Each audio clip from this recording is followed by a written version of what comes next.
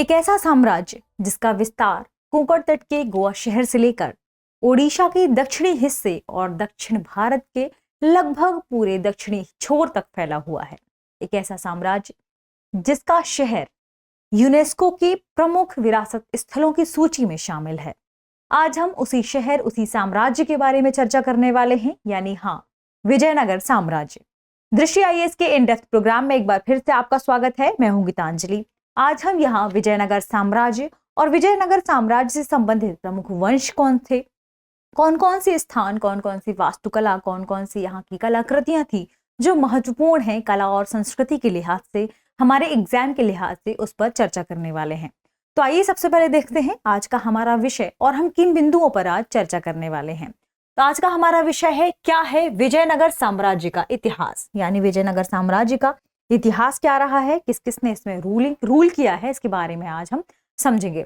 यदि हम बिंदुओं की बात करें तो सबसे पहले खबर देखेंगे, फिर यह चर्चा में क्यों आ गई है, या विजयनगर साम्राज्य एक बार फिर से चर्चा में क्यों आ गया है, इसके बाद जानेंगे विजयनगर साम्राज्य के बारे में। फिर विजयनगर साम्राज्य का एक संपन्न व्यापार और एक मुद्रीकृत अर्थव्यवस्था रही है इसकी, तो इसके बारे में भी जानेंगे, इसके व्यापार के बारे में जानेंगे, इसकी पूरी अर्थव्यवस्था के बारे में समझेंगे। फिर इसकी संस्कृति और इसकी वास्तुकला काफी फेमस है और इसे दक्षिण भारत के उस समय के सबसे स्वर्ण युग के रूप में या स्वर्ण काल के रूप में भी जाना जाता है, तो इसके बारे में समझेंगे। फिर आज के सेशन पर आधारित एक प्रश्न होगा जो कि प्रीलिम्स के लेवल पर होगा, जिसका जवाब आपको कमेंट सेक्शन में देना है। यदि हम बात करें सबसे पहले खबर के बारे में, तो यह खबर लगभग सभी न्यूज़पेपर में प्रकाशित की गई है। इसे हमने द इंडियन एक्सप्रेस से लिया है। खबर क्या है? Victory city, a brief history of the kingdom of Vijayanagara in which Salman Rushdie latest novel is situated. यदि हम बात करें सलमान रुश्दी की इस नई नोवेल या नए उपन्यास के बारे में जिस पर उन्होंने लिखा है विक्ट्री सिटी। विक्ट्री सिटी मतलब विजयनगर साम्राज्य। तो विजयनगर के बारे में उन्होंने अपने इस पूरे नोवेल या कहें उपन्यास में लिखा है, इस वजह से विजयनगर साम्राज्य यहाँ चर्चा में आ गया है। यदि हम बात करें इसके सुर्खियों में बने रहने के पीछे की क्या वजहें रही हैं, तो हमने अभी जाना भी कि सलमान रुश्दी ने अपना नया उपन्यास लिखा है विक्ट्री सिटी, इस वजह से यह विजय शहर या विजयनगर शहर चर्चा में आ गया है। यदि हम इस शहर की बात करें या इनकी नोवेल की ही बात करें, जिसमें उन्होंने विजयनगर साम्राज्य की कहानी का काल्पनिक वर्णन किया है और इसमें उन्होंने एक पात्र के माध्यम से, जिसका नाम है पंपा कंपाना, जो कि एक जादूगरनी और कवि भी हैं, इनके माध्यम से इन्होंने एक पूरी स्टोरी के माध्यम से विजयनगर साम्राज्य को अपने इस उपन्यास में बताया है। विजयनगर साम्राज्य का अपना लंबा ऐतिहासिक और राजनीतिक इतिहास रहा है, इस वजह से यह पूरा साम्राज्य है यहाँ सुर्खियों में आ गया है और चर्चा में भी है, क्योंकि इसने दक्षिण भारत के स्वर्ण युग के रूप में भी एक नाम या कहीं एक उपाधि हासिल की है। इसके बाद यदि हम विजयनगर साम्राज्य के पूरे विस्तार की बात करें, राज्य विस्तार की बात करें, तो विजयनगर के राजाओं ने अपनी शक्ति के चरम पर लगभग 3,60,000 वर्ग किलोमीटर से भी अधिक क्षेत्र पर शासन किया है। यह पूरा क्षेत्र उस समय अलग अलग क्षेत्रों के नाम से जाना जाता था और इसकी अपनी एक राजनीतिक और कला संस्कृति के लिहाज से विशेषता रही है। तो आज के सेशन में हम इसी कला संस्कृति, इनकी अपनी मुद्रीकरण प्रणाली यानी अर्थव्यवस्था और व्यापार के बारे में समझेंगे। सबसे पहले हम जान लेते हैं विजयनगर साम्राज्य क्या है, या विजयनगर साम्राज्य का नाम विजयनगर क्यों है, किस समय यहाँ इस साम्राज्य की स्थापना की गई थी और किसने इसकी स्थापना की थी। तो वर्ष 1336 से 1646 तक अपने अस्तित्व के दौरान राज्य ने कई उतार चढ़ाव देखे हैं। कई राजवंशों ने यहाँ पर शासन किया है और कई अलग अलग समय पर ऐसे यहाँ पर वंश रहे हैं, ऐसे लोग रहे हैं जिन्होंने विजयनगर साम्राज्य में कहीं ना कहीं अच्छी अच्छी चीजें जोड़ी हैं और उन कलाकृतियों या उनकी उस शैली या वास्तुकला की वजह से यह शहर, विजयनगर का हम्पी शहर, अपने आप में यूनेस्को में शामिल किया गया है।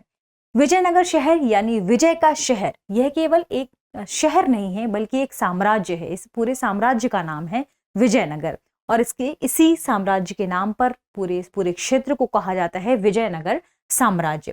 तो इस साम्राज्य की यदि हम स्थापना की बात करें तो इसकी स्थापना 14वीं शताब्दी 1336 ईस्वी में संगम वंश के हरिहर प्रथम द्वारा की गई थी और इसका एक शहर है हम्पी, जिसकी स्थापना के बारे में भी बात की जाती है कि इसमें जिसकी राजधानी हम्पी है, इसकी स्थापना हरिहर और बुक्का ने ही की थी, जो दोनों भाई माने जाते थे उस समय, कि इन दोनों भाइयों ने इस शहर की स्थापना की है।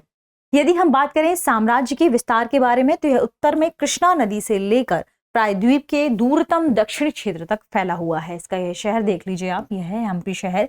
ये अपने किलेबंदी के लिए जाना जाता है और किलेबंदी जैसी खास विशेषताओं के कारण अपनी वास्तुकला के लिए और चट्टानों से निर्मित इस कलाकृति को यूनेस्को में शामिल किया गया है। यदि हम विजयनगर साम्राज्य की ही अन्य विशेषताओं की बात करें तो दरअसल के शहर हम्पी को यूनेस्को में वर्ष 1986 में शामिल कर लिया गया था। किस लिस्ट में शामिल कर लिया गया था? तो इसकी विरासत स्थल की जो लिस्ट है इसमें शामिल कर लिया गया था। विजयनगर साम्राज्य में प्रमुख राजवंशों की बात करें कि किन किन राजवंशों ने इसमें शासन किया है, तो प्रमुखतः या कहें मुख्यतः इसमें 4 राजवंश थे, संगम, सुलुव, तुलुव और अराविदु। इन चारों ने इसमें शासन किया। इसमें जो सबसे प्रमुख व्यक्ति माना जाता है कृष्णदेव राय। इनके शासनकाल 1509 से 1529 के तहत राज्य अपनी चरम पर था और इस समय ऐसा माना जाता है कि वास्तुकला में के क्षेत्र में सबसे बेहतरीन प्रगति इसी समय देखी गई थी। कई प्रसिद्ध यहाँ पर कलाकृतियों, शैलियों, कई नई नई शैलियों से यहाँ पर कई विरासत या कहें स्थलों का निर्माण किया गया था। और यदि बात करें कृष्णदेव राय के बारे में तो ये तुलुव वंश से संबंध रखते थे। इस पूरे साम्राज्य की बात करें तो इसने बहमनी सल्तनत, गोलकोंडा सल्तनत, ओडिशा के गजपतियों जैसे अपने प्रतिद्वंदी राज्यों के साथ उस समय सैन्य श्रेष्ठता हासिल की थी। इनके साथ साथ यानी इतने बड़े बड़े साम्राज्य थे, जो इतने महान साम्राज्य थे, इसके बावजूद जो विजयनगर साम्राज्य था उसकी सैन्य श्रेष्ठता काफी अधिक थी। ये तो हमने देखा विजयनगर साम्राज्य के बारे में। अब हम बात करेंगे इस विजयनगर साम्राज्य के व्यापार के बारे में और इसकी अर्थव्यवस्था के बारे में या मुद्रीकृत अर्थव्यवस्था के बारे में। दरअसल राज्य की अपनी एक अर्थव्यवस्था थी। यह अर्थव्यवस्था काफी हद तक कृषि पर आधारित थी। यदि हम बात करें विजयनगर साम्राज्य के संदर्भ में ही तो कृषि पर आधारित होने के बावजूद यह पूरा क्षेत्र व्यापार के लिहाज से भी काफी फला फूला था। इसके अपने पूरे दोनों तरफ इसके जो तट थे, यहाँ पर बंदरगाह थे, यहाँ पर एक ऐसे केंद्र भी बनाए गए थे जहाँ पर नावों का निर्माण होता था और नावों के निर्माण के केंद्र के साथ साथ इन बंदरगाहों से अलग अलग देश में यहाँ व्यापार भी किया जाता था। यदि हम एक यात्री अब्द अल रज़ाक समरकंडी के हिसाब से देखें तो उन्होंने यहाँ पर कई तटों के बारे में चर्चा की है, कई बंदरगाहों के बारे में चर्चा की है, जिनमें होनावर, भटकल, बरकुल, कोचीन, कन्नानोर, मछलीपट्टम जैसे बंदरगाह शामिल थे। और इन बंदरगाहों से अफ्रीका, अरब, अदन, लाल सागर, चीन और बंगाल के व्यापारियों के साथ व्यापार किया जाता था और ये व्यापार के केंद्र भी थे। तो आप समझ सकते हैं कि इस पूरे क्षेत्र में कृषि पर इनकी अर्थव्यवस्था निर्धारित होने के बाद भी, निर्भर होने के बाद भी यहाँ पर व्यापार के लिहाज से भी यह क्षेत्र काफी फला फूला था। इसमें यदि बात करें कि प्रमुख निर्यात की कौन कौन सी वस्तुएं शामिल थी तो इसमें काली मिर्च, अदरक, दालचीनी, इलायची, हरड़, इमली की लकड़ी, एनाफिस्टुला, कीमती पत्थर, मोती, कस्तूरी, एम्बरग्रीस, सूती कपड़े और चीनी मिट्टी के बर्तन शामिल थे। इन सभी का नाम लिखना यहाँ पर इसलिए भी महत्वपूर्ण हो जाता है क्योंकि कई बार यहाँ पूछ लिया जाता है कि साम्राज्य के दौरान निम्नलिखित में से किन वस्तुओं का निर्यात किया जाता था। तो यहाँ पर ये सारी वस्तुएं काफी महत्वपूर्ण हो जाती हैं।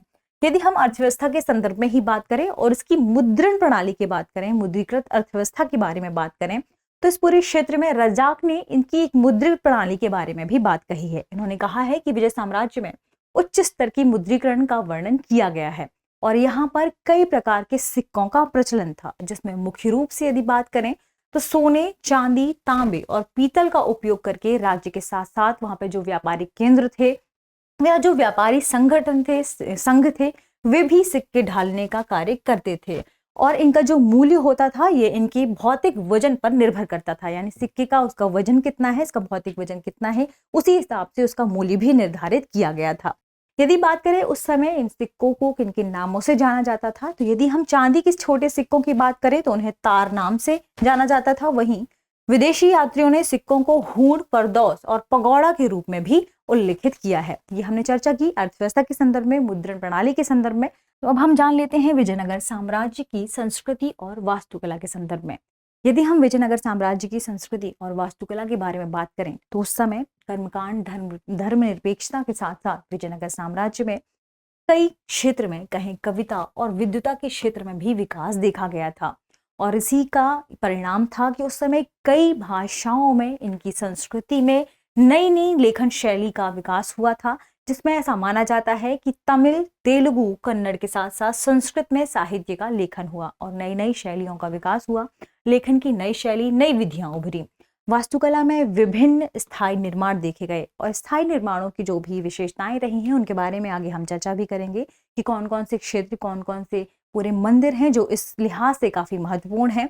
इसके साथ यदि हम कला इतिहासकार पर्सी ब्राउन की बात करें तो उन्होंने कहा है कि विजयनगर वास्तुकला उस समय चालुक्य, होयसाल, पांड्य और चोल शैलियों का एक जीवंत संयोजन और प्रस्फुटन माना जाता है। तो इन सारे क्षेत्रों में जो भी नए नए साम्राज्य देखिए, छोटे छोटे जो भी साम्राज्य थे, कुछ बड़े साम्राज्य भी हैं जिनका अपना इनकी अपनी एक जीवंत शैली को संयोजित करके यह पूरा विजयनगर साम्राज्य बसा हुआ था।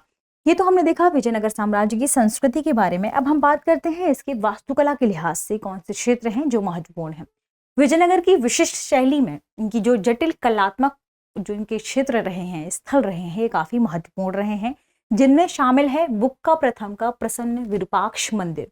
तो प्रसन्न विरूपाक्ष मंदिर काफी फेमस है दक्षिण भारत में। इसके साथ ही कृष्णदेवराय का हजारा राम मंदिर भी काफी फेमस है, जो इनकी वास्तुकला के लिहाज से काफी उत्कृष्ट उदाहरण के रूप में देखे जाते हैं। विट्ठल मंदिर भी काफी फेमस है, जिसे लगभग 15वीं शताब्दी के आसपास बनवाया गया था। और यदि इसके निर्माणकर्ता की बात करें तो देवराय द्वितीय के शासनकाल के दौरान इसका निर्माण किया गया था।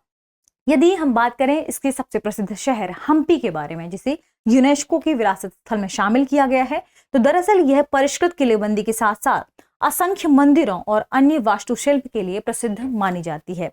इसकी वास्तुकला के लिहाज से ही और भी स्थल हैं जो काफी महत्वपूर्ण रहे हैं। 16वीं शताब्दी तक हम्पी, विजयनगर, बीजिंग यानी बीजिंग शहर जो चीन में है अभी वर्तमान में, तो 16वीं शताब्दी की शुरुआती समय तक ऐसा माना जाता था कि प्लैनेट में यानी हमारी ग्रह में हम्पी या विजयनगर साम्राज्य दूसरी सबसे बड़ी, ऐसा संभावना के रूप में देखा जाता था कि दूसरी सबसे बड़ी शहरी और सबसे समृद्ध बस्ती के रूप में यह जानी जाती है, सबसे समृद्ध बस्ती के रूप में यह जानी जाती है।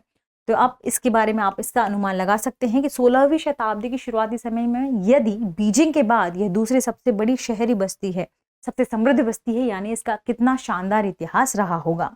ये तो हमने देखा विजयनगर साम्राज्य के बारे में। अब हम जानते हैं आज के सेशन पर आधारित प्रश्न का जवाब आपको कमेंट सेक्शन में देना है। प्रश्न है, विजयनगर की विशिष्ट शैली और जटिल कलात्मकता के उदाहरणों में शामिल हैं।